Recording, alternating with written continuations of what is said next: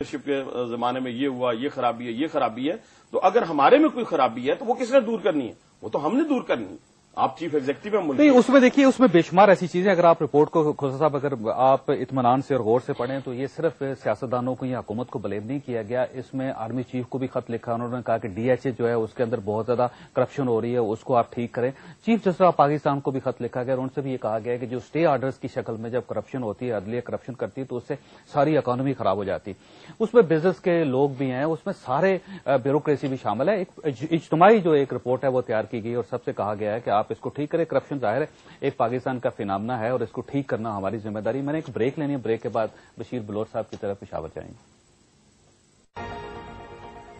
خاصا اگر اس رپورٹ کا جائزہ لیا جائے تو اس میں بے شمار ایسی چیزیں، اس میں سارے ڈپارٹمنٹ جو حکومت پاکستان، جس میں حکومت پاکستان بھی ہے، فوج بھی شامل ہے، سول سوسائٹی بھی شامل ہے، تاجر بھی شامل ہیں، بیوروکریسی بھی شامل ہے، ایک مجموعی طور پر یہ کہا گیا ہے کہ پاکستان کے اندر کرپشن جو ہے اس میں اضافہ ہوتا چلا جا رہا ہے اور اس کو روکنا، کنٹرول کرنا بہت ضروری ہے، کیونکہ اگر اس کو کنٹرول نہ کیا گیا تو پاکستان کی صورتحال وہی ہوگی جو افغانستان کی۔ بشیر بلوچ صاحب ہمارے ساتھ تشریف رکھتے ہیں۔ بلوچ صاحب، یہ بتائیے گا کہ آپ محسوس کر رہے ہیں کہ اگر اس ناسور کو نہ روکا گیا تو پاکستان اگلا افغانستان ہوگا؟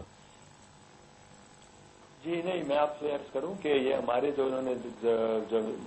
صنعت کاروں کا یا دکانداروں کا، یہ بزنس مین کا کہا ہے، ہمارے صوبے میں تو حالت ایسی ہے کہ بزنس مین اور کارخانے تقریباً 80% بند پڑے ہوئے ہیں۔ میں آپ سے ایگری کرتا ہوں، یہ نہیں کہتا ہوں کہ کوئی ہم سارے جو ہیں وہ کوئی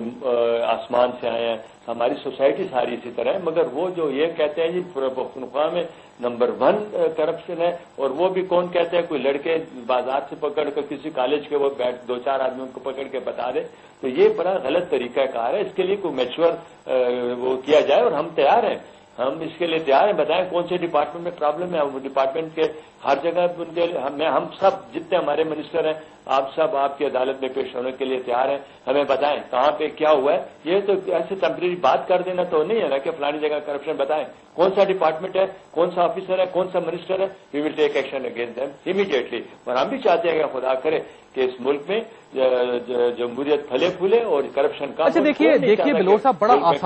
بڑا ایک آسان سا حل ہے۔ آپ یہ دیکھیے کہ اگر آپ کو اس رپورٹ سے اختلاف ہے تو آپ کورٹ چلے جائیں، آپ یہ کہیں کہ ہمیں بدنام کرنے کی، اے این پی کی حکومت کو بدنام کرنے کی کوشش ہے، آپ انٹرنیشنل کورٹ میں بھی جا سکتے ہیں، حکومت پاکستان سے بھی اپیل کر سکتے ہیں، سپریم کورٹ بھی جا سکتے ہیں۔ ہمیں دیکھیں، ہمیں اس پہ کوئی اتنا پرابلم نہیں۔ میں تو سوچ بھی نہیں سکتا کہ ہم کورٹ میں جائیں، ہم اپنے عوام کی عدالت میں جائیں گے جس وقت آیا۔ لیکن دیکھیے اس سے آپ کو بہت نقصان پہنچا ہے بلوچ صاحب، آپ کو بہت زیادہ نقصان پہنچا ہے، آپ کو انویسٹمنٹ نہیں آئے گی باہر سے۔ نہیں، چھوٹی چھوٹی باتوں میں، ایسی چھوٹی بات کو میں تو اس کو اس قابل بھی نہیں سمجھتا کہ اس میں ہم ڈسکشن بھی کریں، مگر آپ نے حکم کیا تو میں نے بات کی۔ یہ تو 10 اسٹوڈنٹ بیٹھ کے لکھ دیں تو اب اسٹوڈنٹس میں ہماری حکومت پاکستان چلے تو پھر بڑا افسوس ہے اس بات کا۔ لطیف کوسا صاحب کی طرف جانا ہے میں نے۔ یہ دیکھیے کہ بے شمار ایسے ایشوز ہے جس میں کرپشن کا مسئلہ دیکھیے، پی آئی اے میں کرپشن، گورنمنٹ کے اپنے فگرز ہیں کہ ہے، رینٹل پاور پلانٹس جو تھے وہ جب ایشو بنا تھا اور اس کے بعد آپ لوگوں نے تسلیم کیا کہ اس میں تھوڑی سی گڑبڑ ہے، اسی لیے آپ نے اس کو سرنڈر کیا، واپس لے کے گئے، اسٹیل ملز میں، نیشنل ہائی وے میں، او جی ڈی سی میں، اور اس کے علاوہ نیب میں بے شمار ایسے محکمے تھے جس کے اوپر آپ کی اپنی حکومت کی فائنڈنگز ہیں کہ کرپشن تو ہے۔ جاوید، ایک بات تو میں بتاتا چلوں کہ رینٹل پاور پروجیکٹ کو تو ٹیک آف نہیں کرنے دیا گیا تھا، ابھی ایک ہی لگا ہے گجرانوالے کا، جس کا جو ہے 62 میگا واٹ کا کیا ہے، اور وہ آپ کی ارجنٹ ضرورت ہے۔ پرائم منسٹر نے کہا ہر مہینے ہوگا، وہ اسکیئر ضرور کریٹ ہوا لیکن اس کی شفافیت پر میں نہیں سمجھتا کہ کوئی ایسی بات ہے۔ دوسرا رہا جہاں تک، دیکھیں پبلک اکاؤنٹس کمیٹیز بنی ہوئی ہیں، پروونس میں بھی بنی ہوئی ہیں، مرکز میں بھی، اور ہم نے جو چارٹر آف ڈیموکریسی سائن کیا مئی 2006 میں محترمہ شہید بے نظیر بھٹو صاحب اور محترم نواز شریف صاحب نے، ہم نے اس میں یہ طے کیا تھا کہ اپوزیشن کا جو ہوگا، لیڈر آف دی اپوزیشن، وہ ہیڈ کرے گا۔ لیکن وہ روز یہ کہتے ہیں ہو رہا ہے سر، روز کہتے ہیں کہ کرپشن سر ہو رہا ہے، اور ہم بالکل اس پر خوش ہوئے ہیں۔ انہوں نے اتنی بڑی بڑی جو ہے نکالی ہیں جو پچھلی جب سے کر رہے ہیں اسکروٹنی، ہم اس میں بالکل دیکھیں قوم کو متحد ہو کر اس کی طرف جانا چاہیے۔ ہم یقیناً اس کو، میں نہیں کہہ رہا کہ everything is very fine wonderful, میں یہ کہہ رہا ہوں کہ یہ ایک ایسا فینومینا ہے، ناسور ہے، جو دنیا کی ہر جگہ پر ہے۔ ہم اس کو میٹیگیٹ کر سکتے ہیں، مینیمائز کر سکتے ہیں، اور شفافیت ہم اس سے زیادہ کیا دے سکتے ہیں کہ ہم نے لیڈر آف دی اپوزیشن جس کا کردار پر کوئی انگلی نہیں اٹھا سکتا، چوئی نثار لکھا، اور وہ ماشاء اللہ بیٹھ کر ساری باقی بھی پارلیمان کے ہیں، ساری پارٹیوں کے اس میں ہیں، اور انہوں نے خود بھی تعریف کی سارے ممبرز کی، جس جاذبیت سے انہوں نے وقت دے کر اچھا ایک چھوٹا سوال صوبوں میں بھی ہے۔ آپ منسٹر ہیں، آپ آئی ٹی منسٹر ہیں اور مشیر کی حیثیت سے پرائم منسٹر کے ساتھ آپ کام کر رہے ہیں، مجھے یہ بتائیے دل پر ہاتھ رکھ کے کہہ سکتے ہیں کہ آپ کا اپنا ڈپارٹمنٹ جو اس میں کرپشن نہیں ہے؟ میں نے تو مجھے اسٹینڈنگ کمیٹی جب نیشنل اسمبلی میں خود گیا، وزیر بہت کم جاتے ہیں اور انہوں نے ویلکم کیا، میں نے سینٹ کی اسٹینڈنگ کمیٹی میں جا کے میں نے خود کہا کہ جی بالکل اس پہ کیجیے گا، اور انہوں نے نہیں بالکل میں بالکل مطمئن نہیں ہوں، میں بالکل کرپشن ہے، میں یہ نہیں کہتا، دیکھیں دیکھیں کمیٹی ایک بات میں آپ کہتے ہیں نہیں ہے، جاوید سنو، میں کسی پر دیکھیں بہت بڑا الزام ہوتا ہے یہ کسی پر، میں گناہگار نہیں بننا چاہتا، اللہ کو جان دینی ہے، میں نے اس لیے جب انکوائری انہوں نے کہا